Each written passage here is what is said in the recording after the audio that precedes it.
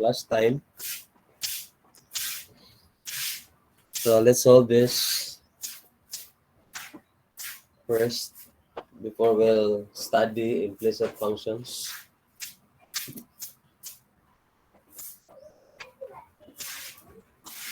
Okay, so number one,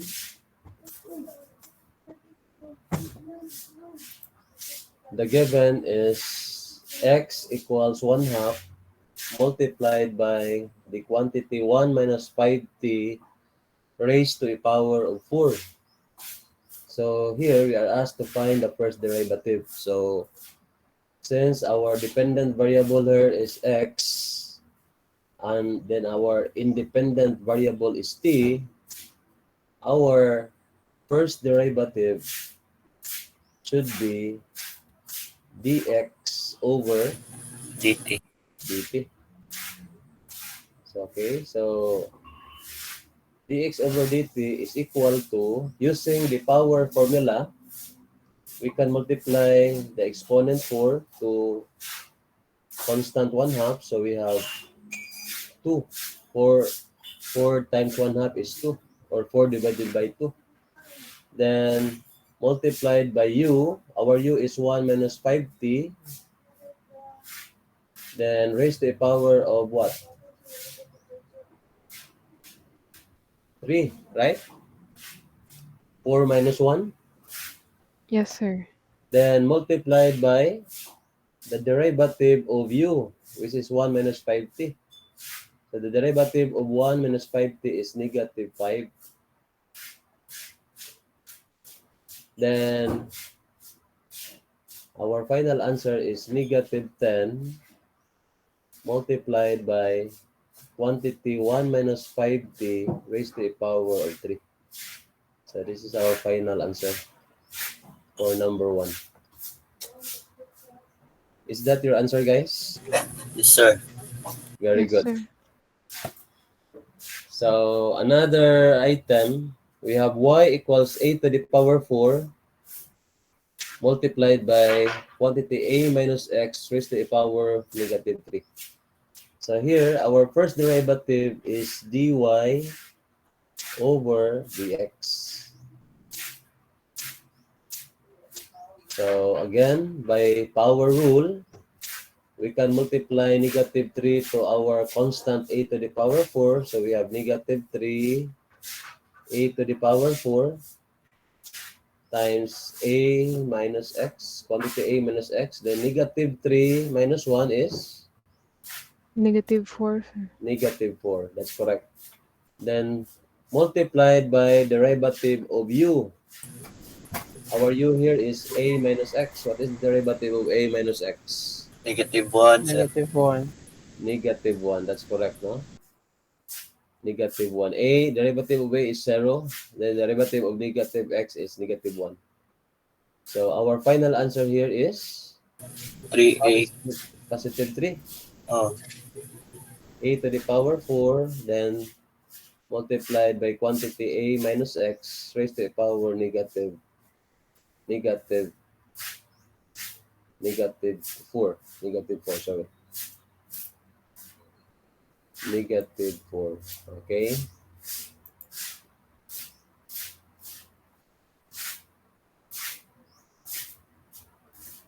So this is our final answer. Then number 3, we are going to solve dz over dy. That is our first derivative.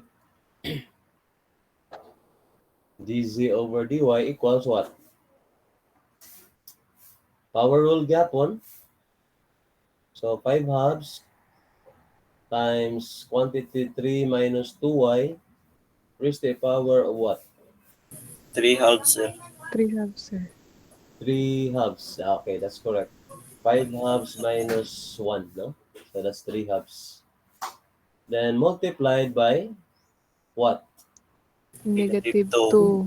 Negative 2. That's correct. Negative 2. So Our final answer is -5. negative 5. We can cancel this 2. So negative 5 times quantity 3 minus 2y raised to the power of 3 halves. And that's our final answer, guys. Okay, so you got perfect? Basin, sir, basin. Okay, very good, no? I'm glad if you got perfect, no? Malipay mi ana guys kami mga faculty nga kamo makakuha mo og dagko nga grado kaysa gagmay, no? So mo na encourage gid mo namo nga mag-study hard gid mo. Okay, so this time we'll shift to implicit functions.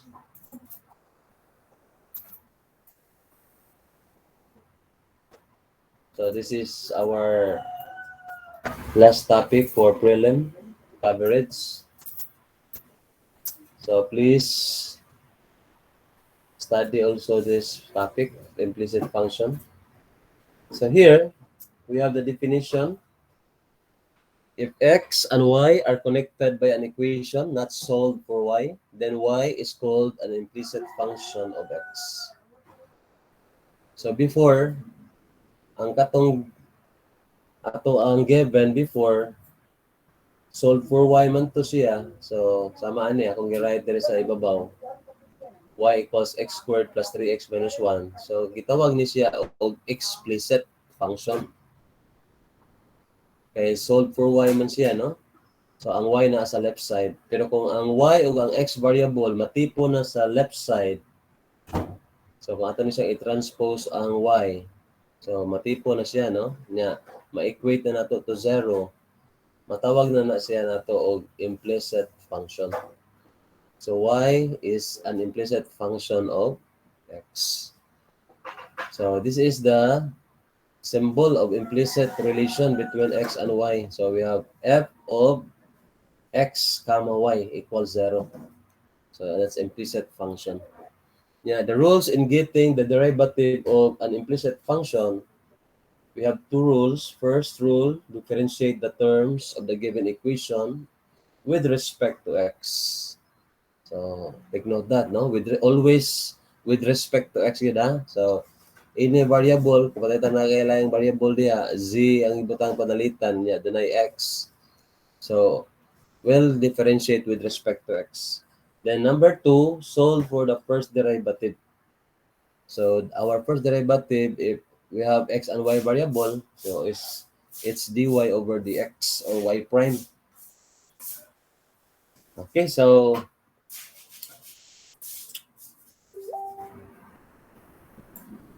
example number 1 ta. Find the derivative of y with respect to x. So ato nakita diri guys nga ang x and y variable na sa left side. So this is called implicit function. So first rule, differentiate each term of the equation. So what is the derivative of the first term? X cubed.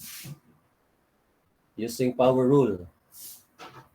So we have here, no? 3 3x. squared. 3x squared, sir. Okay. Then number 2, second term, what is the derivative of y cubed with respect to x? So again, by power rule, we have 3y squared.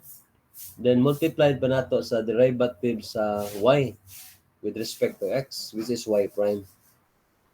So mana na y prime. Pero diri sa first term, ang atong u is x man, so dx over dx is 1. Mana 3x squared times 1 ra siya.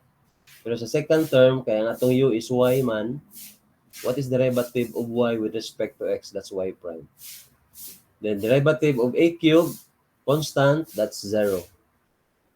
Then we simplify, we multiply both sides by 1/3. So we have x squared plus y squared y prime equals 0. Then second rule, solve for y prime or the first derivative. Mao mo say requirement dere, no? Find the derivative. of y with respect to x. So, solve for y prime. So, katong walay y prime nga term, ato tong i-transpose sa right side. So, ato na i-transpose ang x squared. So, ma-negative x squared na siya. Take note guys, once you transpose, always change the sign from positive to negative or from negative to positive. Then cross multiply, so our y prime is equal to negative x squared over y squared or equal to negative quantity x over y raised to a power 2. So this is our final answer. All right, any clarifications before we'll proceed? Nakuha ra ninyo? Kuha So, sir. another example ta to learn more. No? So again, the given is an implicit function kay ang x ug ang y variable na tipon sa left side member of the equation. So here, we are differentiating with respect to y, with respect to x, sorry, no? With respect to x, in order to solve for the first derivative y prime dy over dx. So using the product formula, considering y squared as u and quantity x plus 2y as v, so we have here y squared, copy, then multiplied by the derivative of the second function, v. What is the derivative of x plus 2y? So the derivative of x is 1. Derivative of 2y is 2y prime. Then plus the second function, copy, quantity x plus 2y, then multiplied by the derivative of the first. Derivative of y squared is 2y y prime.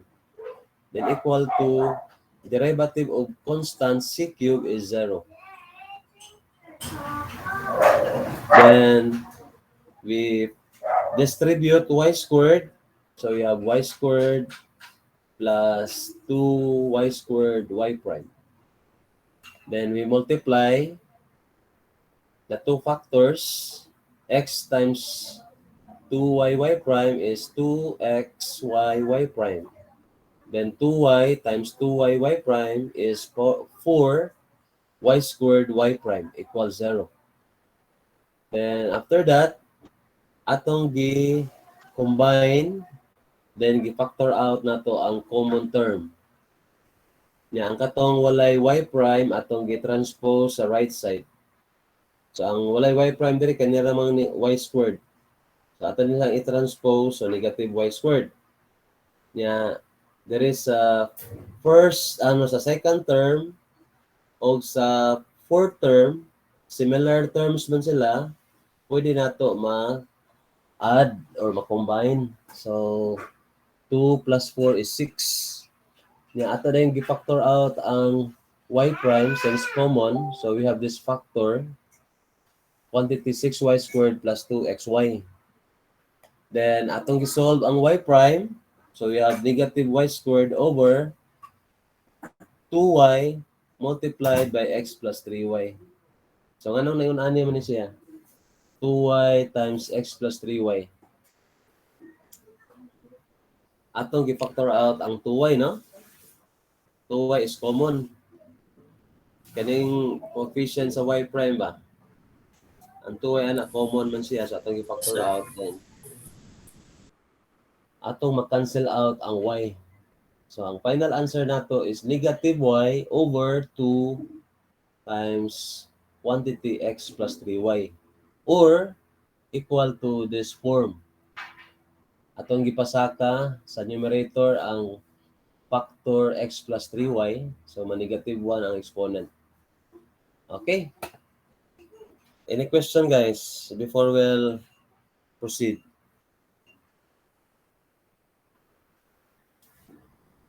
Nag-guess na ninyo? Nakuha na, sir. Okay, very good. So next, okay, we have here alternate solution, no? So kaganina ato ra sang gi differentiate directly, no, using the product rule. But doon ako tayong alternative ani. Pwede ato ni siyang i-distribute daan ang y squared sa parentheses. So doon na natay equivalent equation nga xy squared plus 2y cubed equals c cubed. Then una pa ta na ni differentiate. Before, ni diretso tag differentiate using the product formula. But here, sa atong alternative solution, ato sang gi-distribute ang y squared, gi-multiply sa nato daan sa parentheses sa factor x plus 2y, una ta ni differentiate. Mao gyapon ang result, no? The same gyapon. Parehara gyapon. Negative y over 2 times x plus 3y. Okay, so arita sa next example. Determine the first derivative of this given equation. X squared minus 2xy plus y squared minus 6x plus 2y equals 0. So again, the given equation is an implicit function. So y is an implicit function of x. So first rule, we have to differentiate each term of the equation. So derivative of x squared, 2x. Then derivative of negative 2xy. We can use product formula here. So ato i-move out ang negative 2. So ang atong i-differentiate na lang ang xy. This is product. So we have this answer. Xy prime plus y. Then ang third term, derivative niya is 2y y prime by power formula.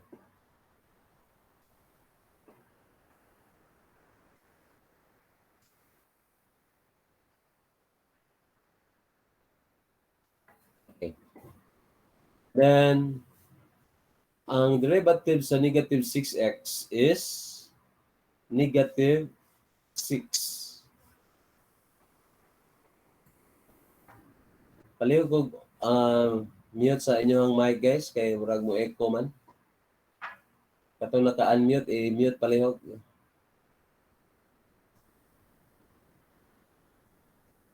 Okay, thank you.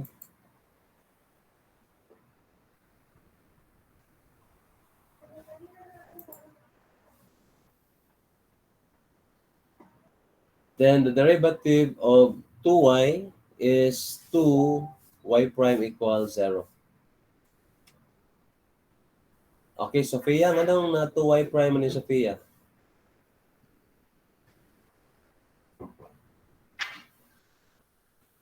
Sophia Albarazan. Why is that 2y prime?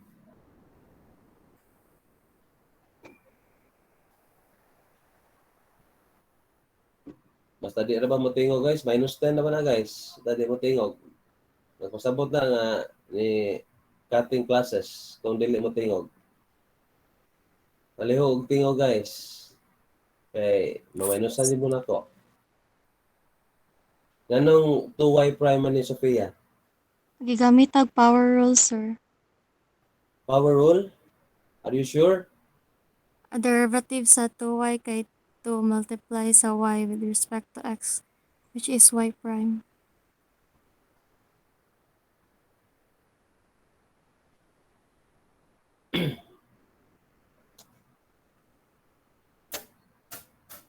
Unsa may imong end dere Sophia? Nag-power rule mga ka.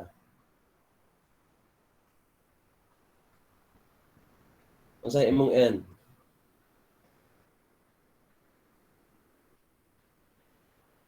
1, sir. 1. Okay, your end is 1.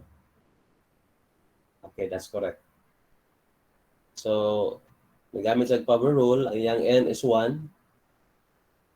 Pero pwede na magdili na ka magamit og power rule ani kaya nato ang exponent 1 man, no? So mo diretso na ta. Derivative of y with respect to x, that is dy over dx. That's y prime. No? Diretso na ta ani. So magamit na tag power rule kung sama ani, no? Y Like squared. X. Kani gamitan na ta dig power rule, y squared. Kay ang atong n is 2, so you have 2. Niya ang atong u is y, 2y. Then ang derivative sa y is y prime.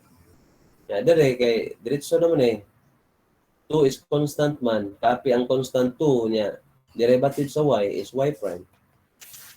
So diretso na taan na guys ha. Okay, so then after that atong gi multiplyan both sides by 1/2 in order to eliminate 2. So we have x minus xy prime minus y plus y prime minus 3 plus y prime equals 0. Then ang sunod, kung sa may sunod gibuhat guys, mga tana ko na ikuan, Adilorly. Sir, gi-cancel ang katungkuan. Negative xy prime o positive xy prime.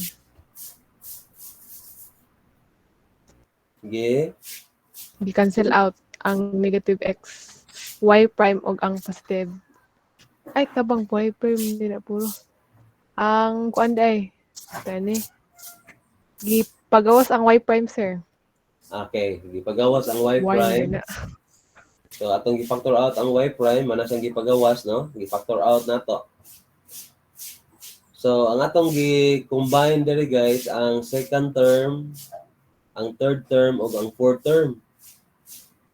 May atong gi-combine kay similar man sila, no? Nya atong gi-factor out ang y prime. Nya ang unsa may gibuhat nato sa first term, third term o fourth term. Yun sa na nato Adilorly. Gi-kuan, sir, gibalhin. Gi-transpose. Gi-transpose, that's correct. Okay? So, thank you. So, sakto ka Adilorly. Atong gi-transpose to the right. So, ang positive x nahimong negative x. Ang negative y nahimong positive y. Ang negative 3 nahimong positive 3. Kaya ato mang gi-transpose. Then, ang sunod, gibuhat, atong gi-solve ang y prime. So, y prime is equal to negative times quantity of x minus y minus 3 over negative times quantity x minus y minus 1. So, atong gi-factor out ang negative sign para ma-cancel siya. So, ang atong final answer is x minus y minus 3 all over x minus y minus 1. Alright, so no questions for this particular example? Okay, very good. So, I hope na enlighten na ang uba, no? Sa example number 4. Yes. Sa pag-solve, sir, ba, no need na i-complete detailed, sir. Okay ra i-derive lahos nga na, sir, ba? Kailangan i-show gini mo imong solution. Dili ka mo diretso og kuan kay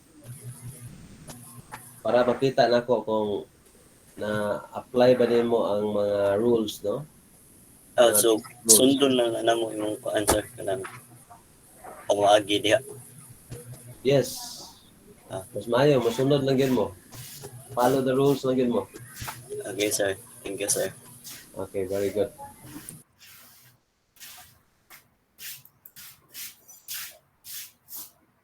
Okay, another example, guys. This is the given.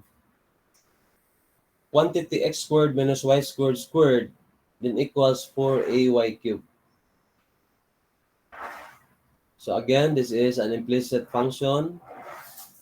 So we have to differentiate both sides of the equation. So using power rule again. So gamit ito ng general power formula, no? So ang exponent na to dire, our n is 2, so copy. Our u here is quantity x squared minus y squared. Then our n minus 1 is 1, no? 2 minus 1. So understood naman na, basta walay exponent, 1 man na siya. Multiplied by the derivative of u. Ang atong u, guys, is x squared minus y squared. Waan na niya itong derivative. So what is the derivative of x squared? 2x. Derivative of negative y squared. Negative 2y, y prime. Then there is a right member kung siyang gigamitan of power rule. So ang exponent 3, ma-multiply na to sa constant 4a. So we have 12a. Niya, y squared. 3 minus 1, no? Then, derivative sa y. Ato pag yung multiplyan sa derivative sa y. Nga naman, what's the reason?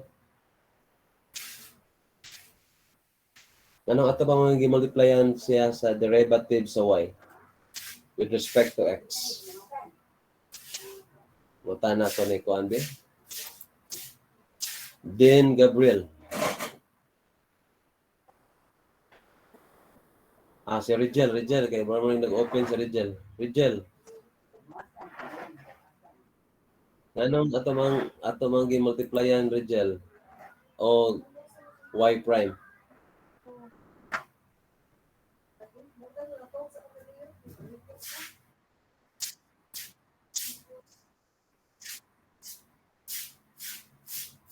Okay, that's correct, no? We are using the formula, power formula, no? So, kailangan mo multiply ta og du. So, ang atong u diri is y man. So, ang derivative sa y is y prime. That's correct, no? Then, after that, ang sunod na itong gibuhat, guys, atong gi-multiply ang 2 to the parentheses, atong i-distribute, then ato din gi-multiply diri sa second factor. So 2 times x squared, 2x squared, then times 2x. So we have 4x cubed. Then 2x squared times negative 2y prime, we have negative 4x squared y prime. Then negative 2y squared times 2x, negative 4x y squared. Then negative 2y squared times negative 2y prime, positive 4y cubed y prime. Then equal to 12a y squared y prime. Then atong gi-transpose ang 12a y squared y prime para matipon nato sa mga term involving y prime. Yang katong walay y prime nga term atong gi-transpose to the right. So here ang walay y prime 4x cubed and negative 4xy squared. So atong gi-transpose na sila. So na negative 4x cubed unya na positive 4xy squared. Then atong gi-multiplyan both sides by negative 1/4 para ma-cancel out din atong 4. So we have x squared y prime minus y cubed y prime, then plus 3 a y squared y prime equal to x cubed minus x y squared. Then after that, we factor out y prime. So we have this factor, quantity x squared y minus y cubed plus 3a y squared. Then there is a right side, guys. Ato sang gi-factor out ang x since common. So we have a factor x squared minus y squared at the right side times x. Then solve for y prime. So our final answer is x times quantity x squared minus y squared all over y times quantity x squared minus y squared plus 3ay. So atong sang i-factor out ang y. So kinahanglan jud din yung i-factor out kung doon ay common term. Kaya para ma-simplified ang answer. Okay, so this is our final answer. No question. Number 4. Sample number 4.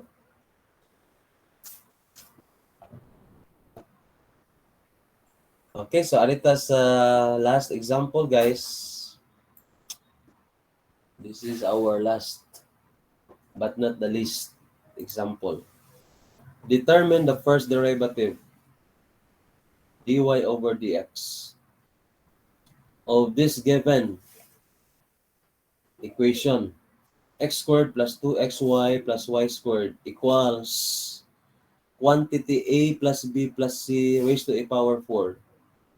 So, kanan siya na as a right member of the equation is considered as constant.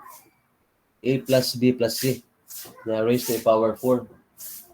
So, kung ato na siyang i-differentiate, 0 ang result. Kay constant na siya. Yeah, there is a left member atong gi-differentiate each term. So, we have 2x plus 2. Atong i-move out ang constant 2 niya. Ang derivative sa xy is xy prime plus y. Then, sa third term, ang derivative aning y squared is 2y y prime then equal to 0. Derivative sa constant. Then, atong gi-multiplyan both sides by 1/2. So, atong na-eliminate ang constant 2. So, we have x plus xy prime plus y y prime equals 0. Then, atong gi-transpose ang katong mga term nga walay y prime. Nya, ang katong dunay mga y prime, atong gi-combine, then gi-factor out na to ang y prime. Ang ato ang reason ani nganong atong i-factor out yun ang y prime kay mao man ato ang ultimate goal to solve or to determine the first derivative dy over dx. So that's y prime. Then atong sanggi factor out ang negative sign, there is a right member. So we have this negative times quantity x plus y. Then atong gi-cross multiply. So over quantity x plus y. So ma-cancel out man na itong x plus y. So our final answer is negative 1. Then we have here an alternative solution. Atong gamit ang ato ang factors nato, factoring. So kanin siyang x squared plus 2xy plus y squared, pwede natin siya ma-factor. So ang factor ani is quantity x plus y times quantity x plus y or equal to this quantity x plus y squared. So using the power rule again, we have this answer now. 2 times u x plus y then multiplied by the derivative of x plus y. Derivative of x is 1. Derivative of y is y prime. Then equal to 0. Then distribute 2. Then multiply to the next factor. So we have 2x times 1, 2x.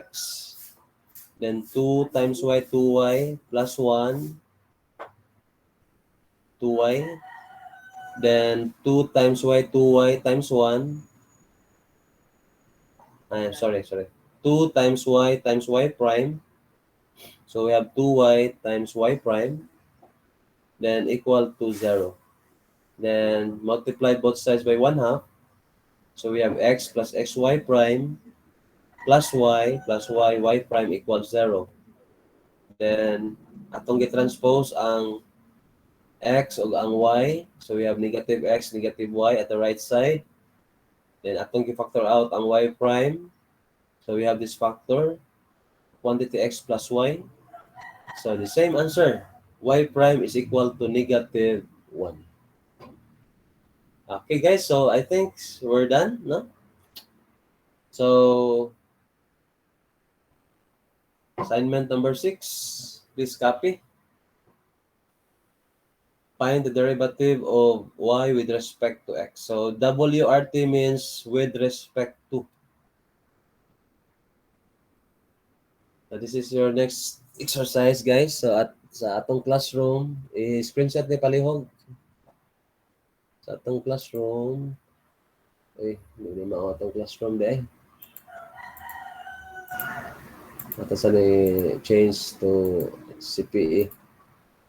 CPE 1G. Okay. This one. This is atong classroom, guys. Mag-create ta diri og exercise number 6. Assignment number 6. Exercise number 6. Nakasabot ra mo, guys? Hello? Nakasabot ra, sir. Amo diya? Yes, sir. Napasa. Yes, sir. Nakasabot ra, sir. Nasabot ra, very good. Ay mo kaulaw pag pungutana, basta na may mga doubts and confusions kay medyo ko masuko og mungutana mo kay gusto sa ko mahibaw mo. So this is due tomorrow, guys. Then topic na to is Sophia, what's the topic?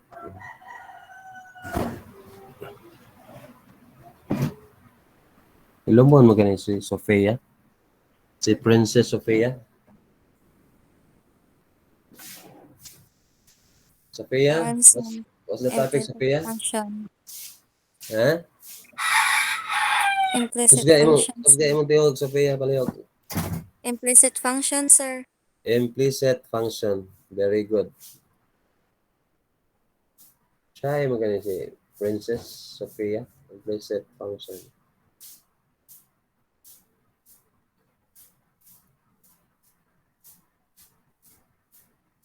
Where are you from, Sophia? Lapu-lapu, sir. Ay, silingan naman dita. Sophia.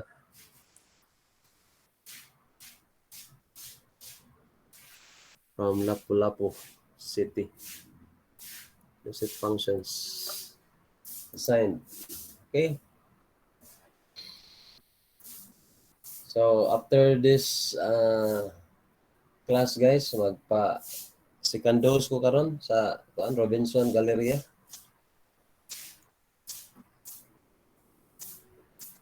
Good luck, sir.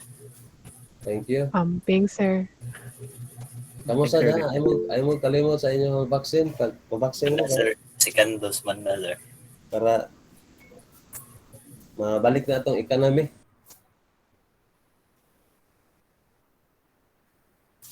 So, mana ni guys, no? Atong exercise number 6. So, this will be included in our prelim coverage. So, our prelim examination will be on Tuesday next week. So, see you on Tuesday. Good luck to all of you. First major exam na, guys. So, kailangan inyo na perfecto na ang first major exam para sunod-sunod na ang perfect. So, study hard, guys. Para magina siya ato ang kuan panglaban na no sa mga examinations mo, study man kita. Okay, so asa na nilipita? Okay, naraday. Sorry. So this time, guys, I will stop this presentation Please open your camera for final documentation, final attendance. I want to see your amazing faces. Naka pamahaw na mo guys. Sir. Painit na sir. Wala pag yun, sir. Painit pag yun. Kainin lang Imagine ano? mo, Sige lang. basta painit, sir. Okay rin na siya eh. Basta di lang mo malimot pag kuanpot. Kasi vaccine mo, sir. Pag inom sa vitamins ninyo. Sinopharm guys, Sinopharm. Presidential vaccine. Ay, bisag unsa nga vaccine guys, parehara na guys. Ay mo kahadlo ka na. Sinopharm from China. Igagaw sa Sinovac. Oh. Okay guys, so thank you for coming. God bless and good luck. No? Good luck.